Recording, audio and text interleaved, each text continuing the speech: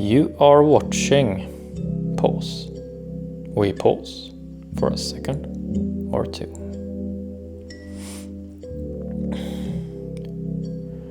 How do we keep life coherent when so much is changing?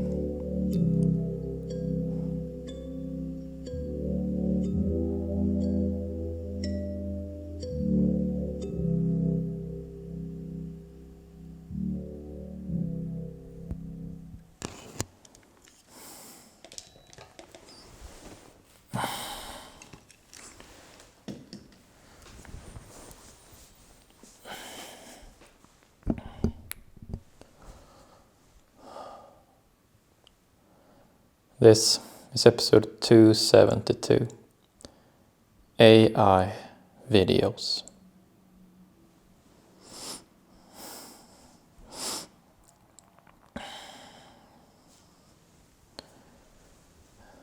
Today we are looking at this wooden cube,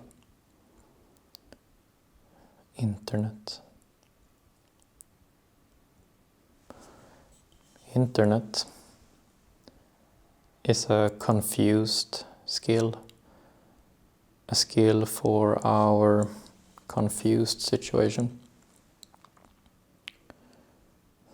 Our confused situation is for when we feel disoriented,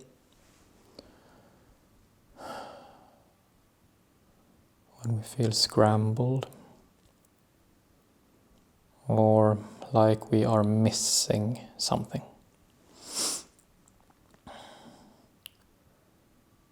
And if you want to know more about the situation in itself, our confused situation, you can go back 2 months here on pause, and you will find an episode called Confused Situation.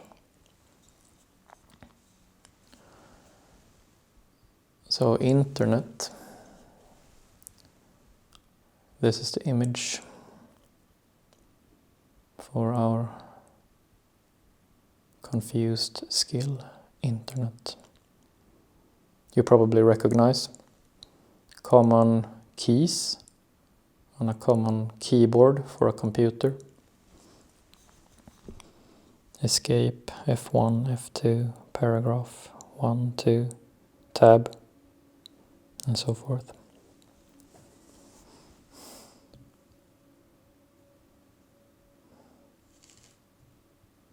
So we are making use of this cube being wooden and playing with the symbols on a modern keyboard for a computer.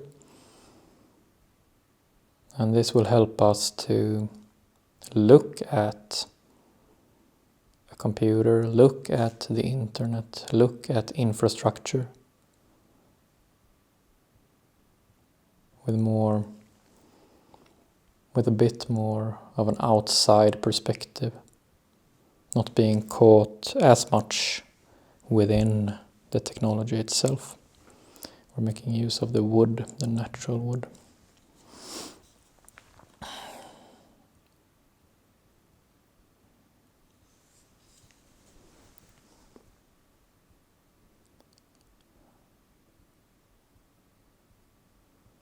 We pause and study the design of new or complicated infrastructure.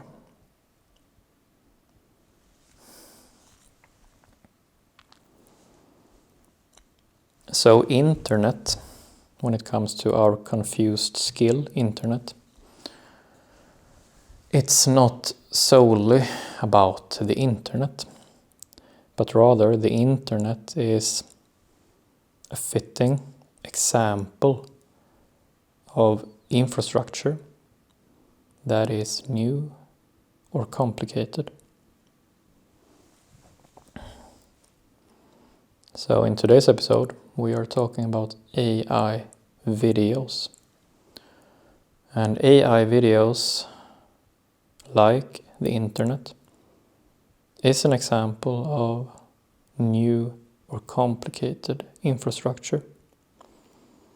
And what we do with this skill is that we pause and study the design of it. Studying the design of something will help not feeling as confused about it. Studying how it was built.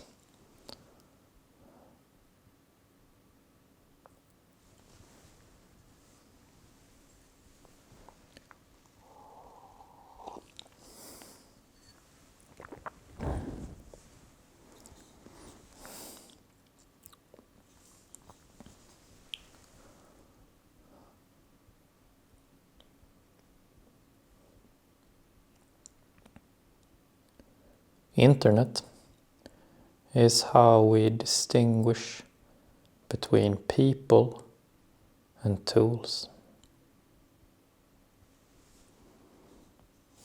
The internet is a tool, but we can easily mistake it for being people.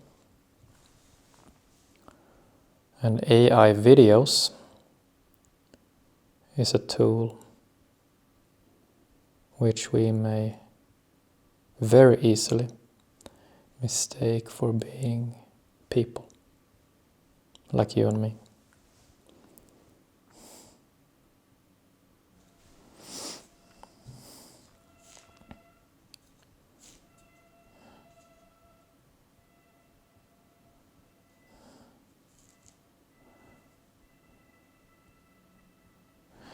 We have all seen now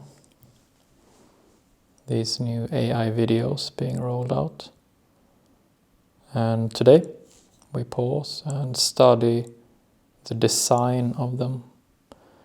We begin looking at what they are, really. Because they make us feel a lot. We do not feel neutral about them. So a good sort of way to begin is to study the design of these AI videos.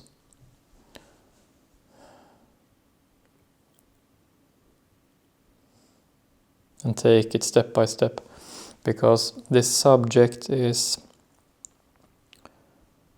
it's making me uncomfortable, and I think it's making a lot of people uncomfortable right now.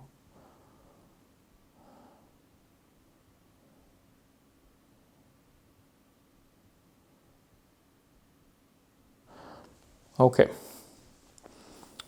so if we look at these videos, most of the AI videos that are being distributed and shared are videos of what looks to be people.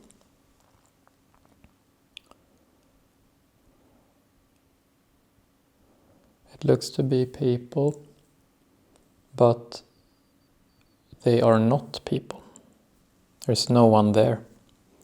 It only looks to be a person in the video, but it is not.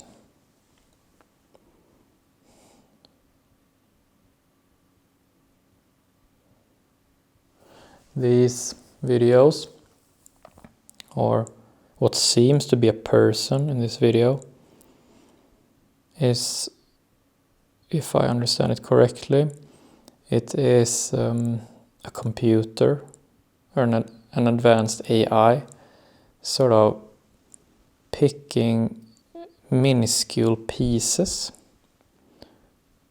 of digital information, digital data, and putting it together into something that looks like a person.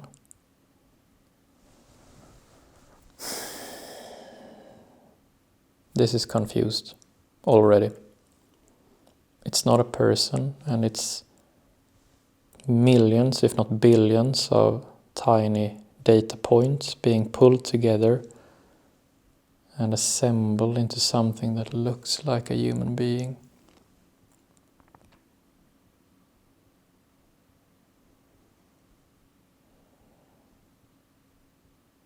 these videos are made by someone, or someone, a person, has given the command to this computer, this AI, to produce this video. So behind every video, with what looks like a person, there is a real person behind the video. At least one person. Could be a group of people behind a video. But when we look at these AI videos, it's easy to forget that real people are standing behind the video. Real people like you and me. So already, when we study the design of AI videos, we have found that it looks to be a person in the video, but it's not.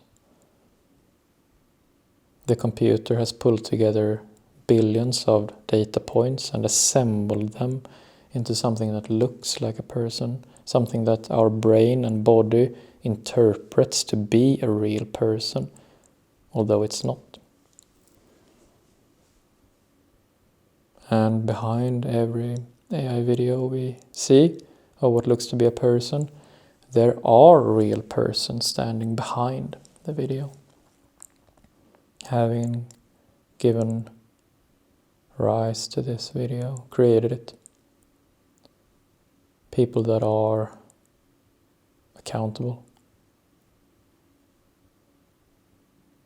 People that are responsible for having made this video.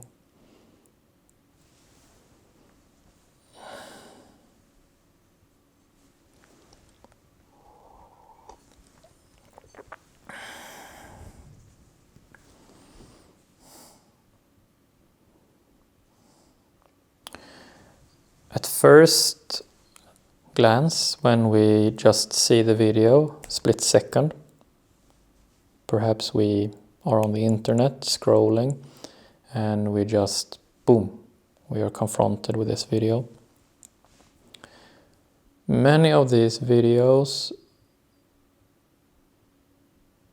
are picturing what is supposed to be highly attractive people. Visually highly attractive people. And many of the times we get stuck at this initial visual, the optics of it. Many of the times we get stuck there. So we pause and acknowledge that we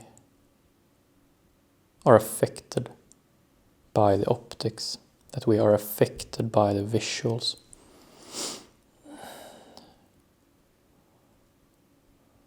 We are affected as people. I am affected as a man.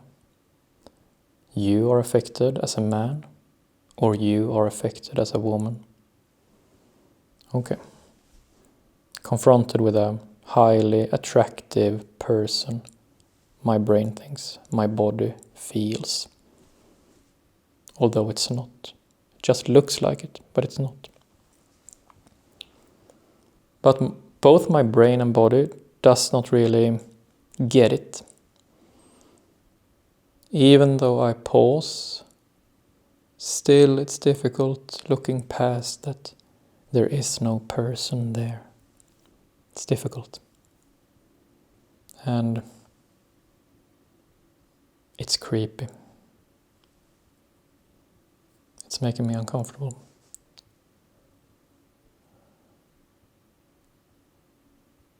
It's difficult to pause at this stage and just, wow, okay, this is what is happening. It's difficult to look past what the video is picturing.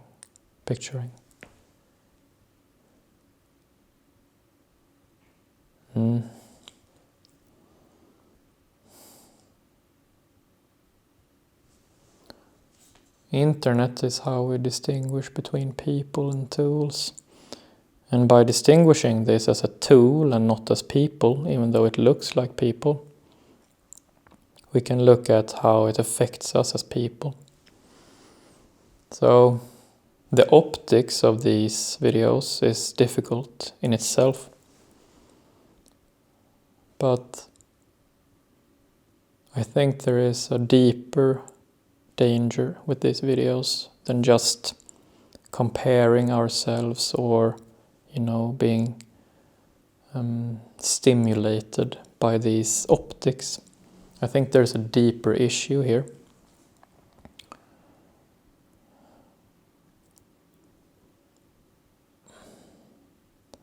When we look at a video of a real person, or of a person, just a person, I should say,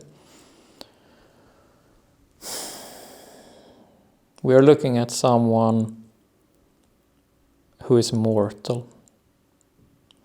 We're looking at someone who was born and who will someday die.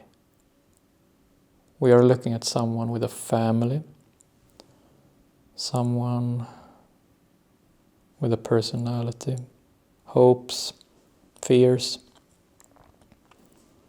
all of that stuff, experiences, ambivalences, physical reactions, doubt, all of that. But with these AI videos, when we are looking at this physically attractive non-person, unliving thing, it is namely that, it is unliving. What looks to be a person and what my brain and body interprets as a person is not a person. It is not mortal because it is not living. It was not born, it will not die. It does not feel, it doesn't exist. It just looks like it is existing. The video exists, but the person being depicted in the video does not exist. And I think the deeper issue here, what we do not know, what it will do to us long term, is what happens when we as a collective looks at these videos and interacts and feels something in response to a video which is unliving. What happens when we get physical reactions towards unliving things? What happens with our physical reactions to other people, other living beings, when we also get physical reactions to unliving beings?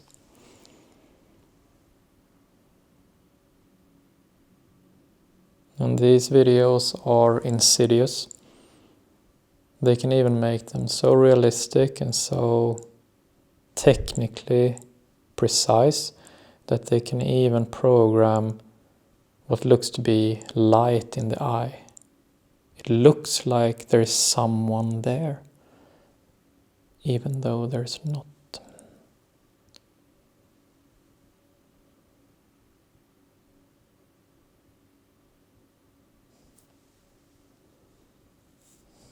This is a serious topic.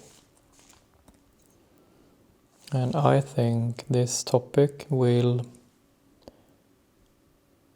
prove to have immense effects on us as people. I think these AI videos depicting these unliving things, it will change a lot. It will change a lot about how we interact with one another.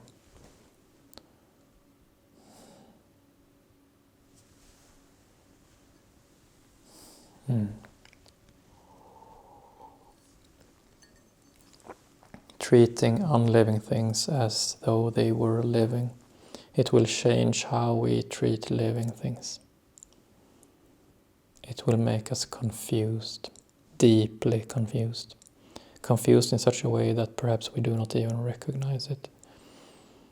I feel distressed by this. And I think we will need to come back to this topic in different shapes and forms. This is not just your average new thing. This is a big one.